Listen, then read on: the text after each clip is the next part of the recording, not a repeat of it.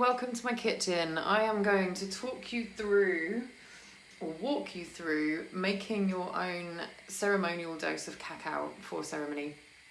So the things that you're going to need if you wish to journey with the cacao plant, you are going to need ceremonial grade cacao. So I always use Forever ceremonial cacao, and it's not what I've always used, in fact. It's just the one that I've used the most, and the most recently it's the one that we've used in all of our recent ceremonies.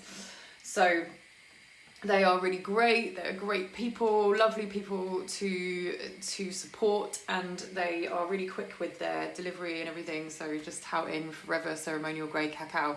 And the reason that you want ceremonial grade cacao is because the quality of it is just another level compared to the cacao that you can buy in the shops. And you know, most of us are used to using cacao powder, and that has been processed to remove all of the oils and to dry it out to create a powder, whereas the ceremonial grade cacao is like cacao liquor. It's a solid bar, so it looks like this.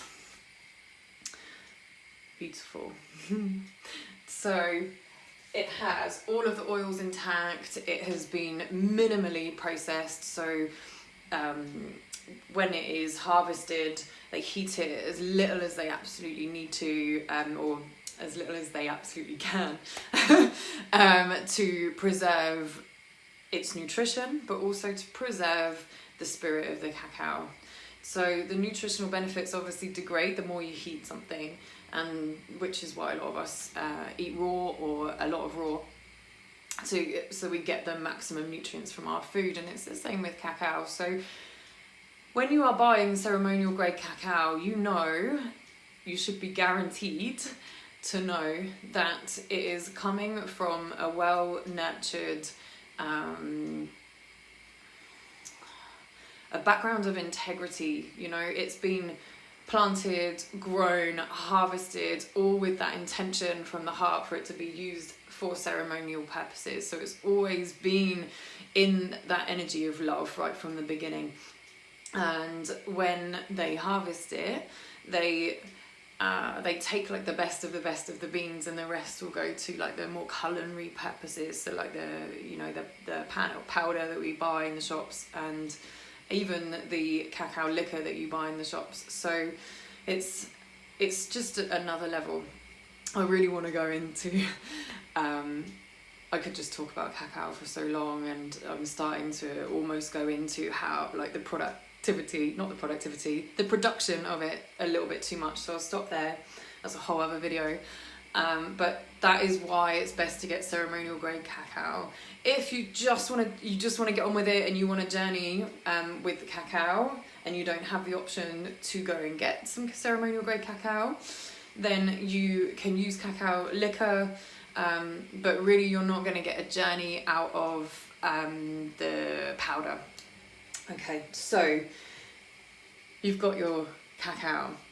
That's all you really need, and good quality water. So I always use distilled water, but that's all I drink is distilled water. And I'm not advocating that you all start just drinking distilled water. You can do your own research on that. And maybe if I have more confidence on it in the future, I'll do a video on that. But using filtered water at least is really important. You know, if you don't have that option, use tap water, do your thing. But for me, good quality water is important.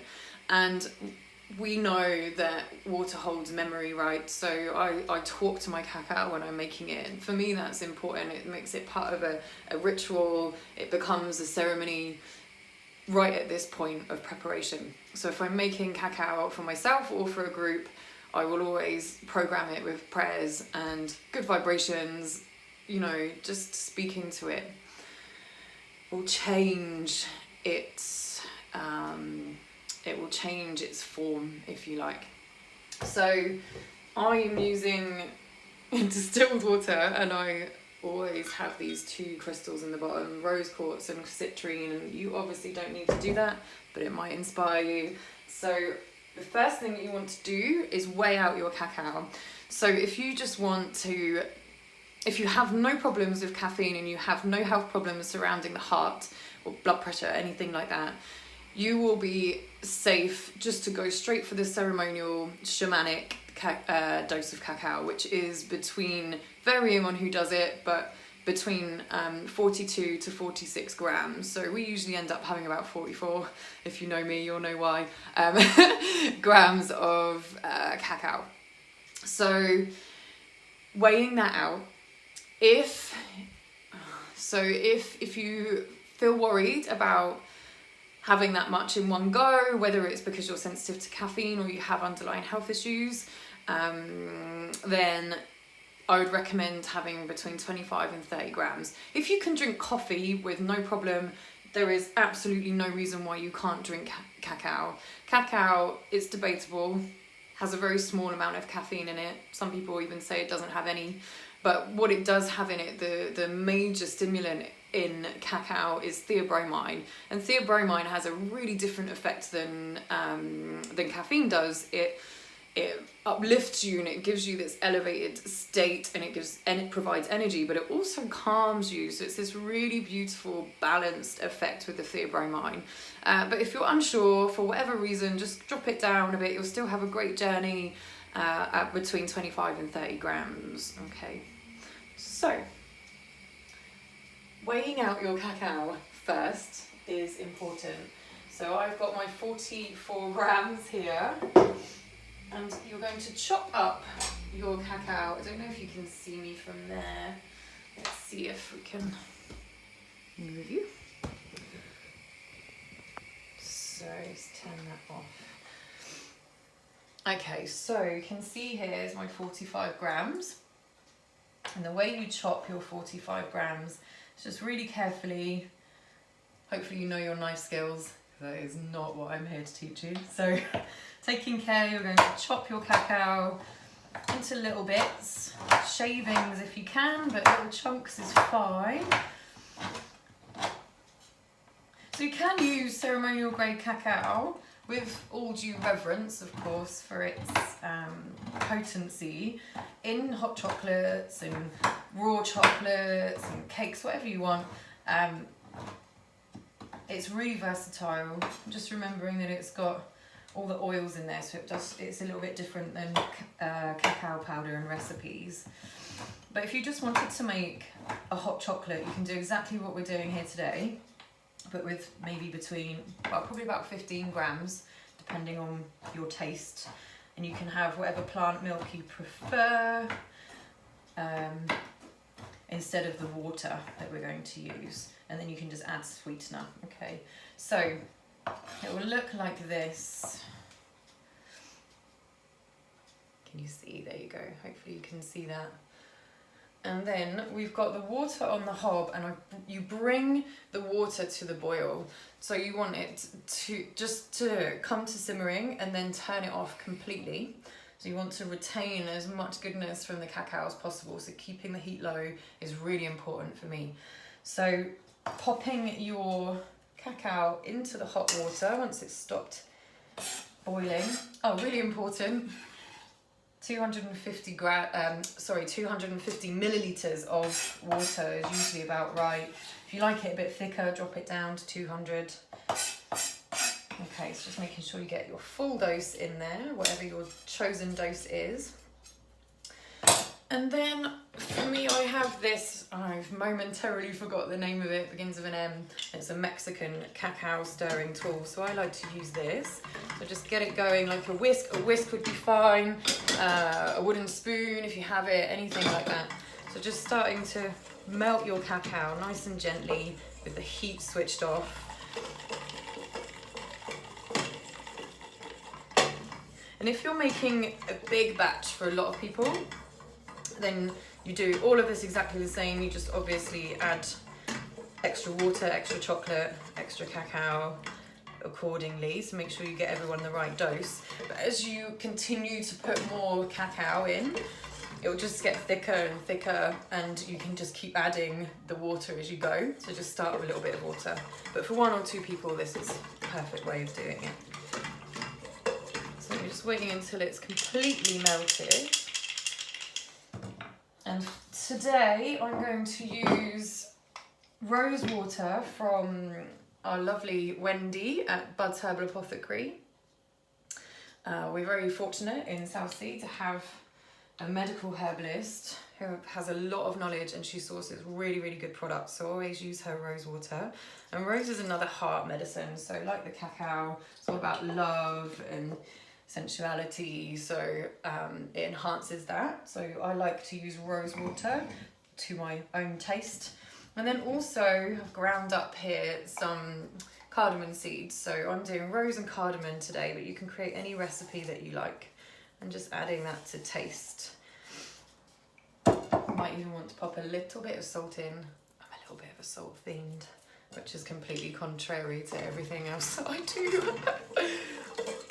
But yeah, so melting that in, maybe tasting it, but just a little, just to see how she's getting on. If it starts to get a bit cold, just turn the heat back on, but you don't want it bubbling, so be really careful.